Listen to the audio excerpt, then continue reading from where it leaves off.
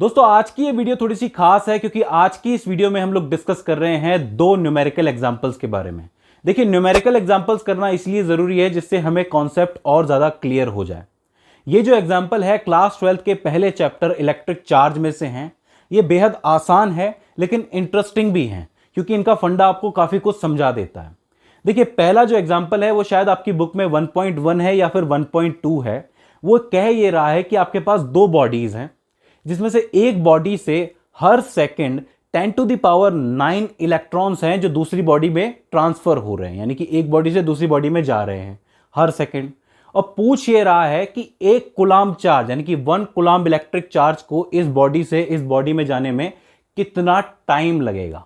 हमें इसने ये कह दिया कि एक सेकंड में इतने जा रहे हैं। अब आप ये बताइए कि एक कूलाम चार्ज जाने में कितना टाइम लगेगा। काफी इंटरेस्टिंग है। देखिए हमें पता है कि एक कूलाम चार्ज के अंदर कितने इलेक्ट्रॉन्स होते हैं, इतने होते हैं, ठीक है। और हर सेकंड कितने जा रहे हैं, 10⁹ इलेक्ट्रॉन्स जा रहे हैं। ये बात हमें समझ में आती है। तो पहले अगर हम ये कैलकुलेट करें कि एक सेकंड के अंदर कितना चार्ज जा रहा है, यानी कि 10⁹ इलेक्ट्रॉन्स जा रहे हैं, तो टोटल कितना चार्ज जा रहा है। एक इलेक्ट्रॉन के अंदर कितना चार्ज होता है, 1.6 मल्टीप्लाई बाय 10⁻⁻⁹ कूलम। इसको हम मल्टीप्लाई करेंगे 10⁹ इलेक्ट्रॉन से। जब आप इसको मल्टीप्लाई करोगे तो ये वैल्यू आपके सामने निकल के आएगी। इसका मतलब इतना चार्ज एक सेकंड में यहां से यहां एक बॉडी से दूसरी बॉडी में जा रहा है।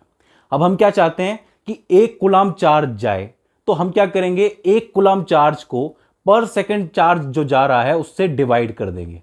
समझ रहे हैं आप लोग, भाई इतना चार्ज है एक सेकंड में जा रहा है और हम चाहते हैं कि एक कूलाम चार्ज जाए, तो हम क्या करेंगे, दोनों को डिवाइड कर देंगे। तो हमें वो टाइम पीरियड पता चल जाएगा जिसमें एक कूलाम चार्ज इस बॉडी से इस बॉडी में जाएगा। तो 1 coulomb charge is divided by 1.6 multiply by 10⁻⁻10 coulomb पर सेकंड। कूलाम पर सेकंड यानी कि इतना चार्ज जो है एक सेकंड में जा रहा है। जब आप इसको सॉल्व कर लोगे तो आपके सामने वैल्यू निकल के आएगी ये, यानी कि इतना टाइम लगेगा एक कूलाम चार्ज को इस बॉडी से इस बॉडी में जाने के लिए, यानी कि इतने सेकंड्स लगेंगे। ठीक है। अब अगर आप इस वैल्यू को यानी कि 6.5 मल्टीप्लाई बाय 10⁹ सेकंड्स को मिनट्स में कन्वर्ट करोगे तो आप क्या करोगे, 60 से उसको डिवाइड करोगे, क्योंकि एक मिनट के अंदर 60 सेकंड होते हैं।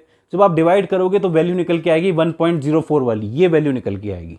इसी तरीके से आप इसको आवर में कन्वर्ट करोगे तो ये वैल्यू निकल के आएगी। इसी तरीके से आप इसको डेज में कन्वर्ट करोगे तो ये वैल्यू निकल के आएगी। और जब आप लास्ट में ईयर्स में इसको कन्वर्ट करोगे तो आपके सामने ये वैल्यू यानी कि 197 ईयर्स निकल के आएगी। इसका मतलब इस बॉडी से इस बॉडी में एक कूलाम चार्ज जाने में कितना टाइम लगेगा, 197 साल या फिर अराउंड 200 साल। इससे हमें पता चलता है कि एक कूलाम चार्ज यानी कि ये जो पूरी वैल्यू है इलेक्ट्रॉन्स की, कितनी बड़ी वैल्यू है। अब देखिए यहां पे हमें इन दोनों बॉडीज के बारे में कुछ बताया नहीं गया है। हमने सिर्फ अज्यूम किया है कि ये बॉडीज होंगी, किसी भी मेटल की होंगी, और कंडीशन ये दे दी है कि हर एक सेकंड में 10⁹ इलेक्ट्रॉन्स निकल रहे हैं। अगर इस रेट से इलेक्ट्रॉन निकलेंगे तो एक कूलाम चार्ज जाने में 197 यानी कि 197 ईयर्स लगेंगे। ठीक है। तो ये था वो पहला न्यूमेरिकल। इंटरेस्टिंग था, काफी इंटरेस्टिंग था। ऐसे सवाल पूछ लिए जाते हैं, मैं आपको बताऊं जेईई के अंदर भी आ सकते हैं ऐसे सवाल। इसी तरीके से एक और सवाल है एग्जाम्पल नंबर 1.2, आप लोग देख लीजिएगा, आपकी बुक के अंदर आपको मिल जाएगा।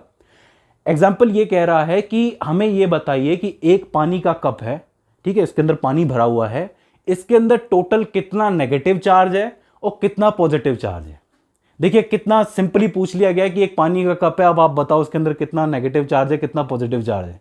तब यहां पे आपको कुछ चीजें अज्यूम करके चलनी पड़ेगी और कुछ चीजें आपको पता होनी चाहिए। देखिए सबसे पहले तो हम लोग इसमें कंसिडर करेंगे कि ये जो पानी का कप है इसका टोटल मास है 250 ग्राम। फिर से वेट नहीं, मास, हमने मास मान लिया है 250 ग्राम है।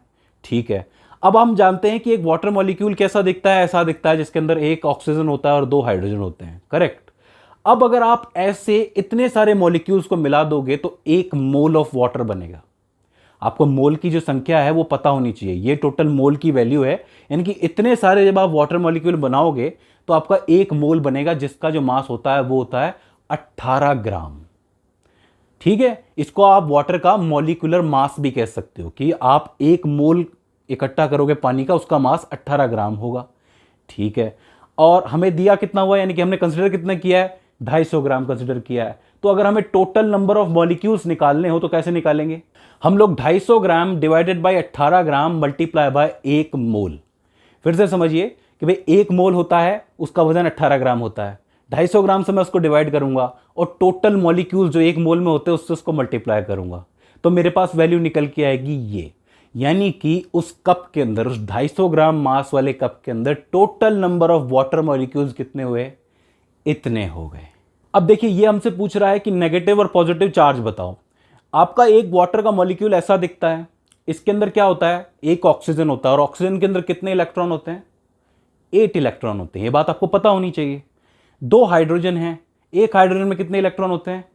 1 होता है, दूसरी में 1 होता है, यानी कि टोटल कितने हो गए? 10 इलेक्ट्रॉन। 10 इलेक्ट्रॉन है तो ऑब्वियस सी बात है 10 ही प्रोटॉन भी होंगे ना। सिंपल सी बात है, क्योंकि ये न्यूट्रल है तो जितना नेगेटिव चार्ज होगा उतना ही पॉजिटिव चार्ज होगा। तो हम लोग ये पकड़ के चलेंगे इलेक्ट्रॉन, ठीक है। हम लोग नेगेटिव चार्ज पता करना चाहते हैं। भाई टोटल मॉलिक्यूल कितने दे रखे हैं? ये 83 वाला नंबर है, टोटल इतने मॉलिक्यूल्स हैं। हम लोग इसको 10 से मल्टीप्लाई करेंगे और एक इलेक्ट्रॉन के अंदर कितना चार्ज होता है?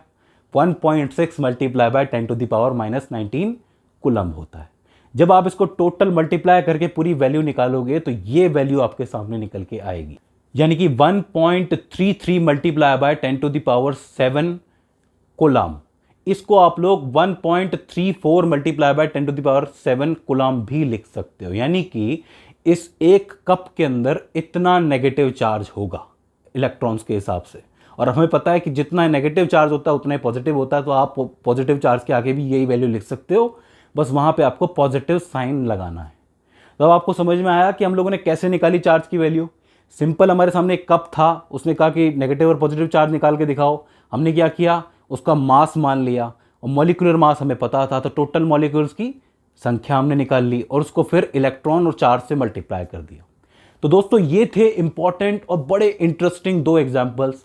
अब हम क्या करेंगे कि ऐसे ही और भी जितने भी न्यूमेरिकल एग्जाम्पल्स हैं उनको सॉल्व करेंगे। देखिए क्या होता है कि इनकी प्रैक्टिस जब आप कर लोगे ना, तो जेई के अंदर या फिर किसी और एग्जाम के अंदर, किसी और एंट्रेंस एग्जाम के अंदर ऐसे सवाल आएंगे तो आप तुरंत कर डालोगे। ठीक है।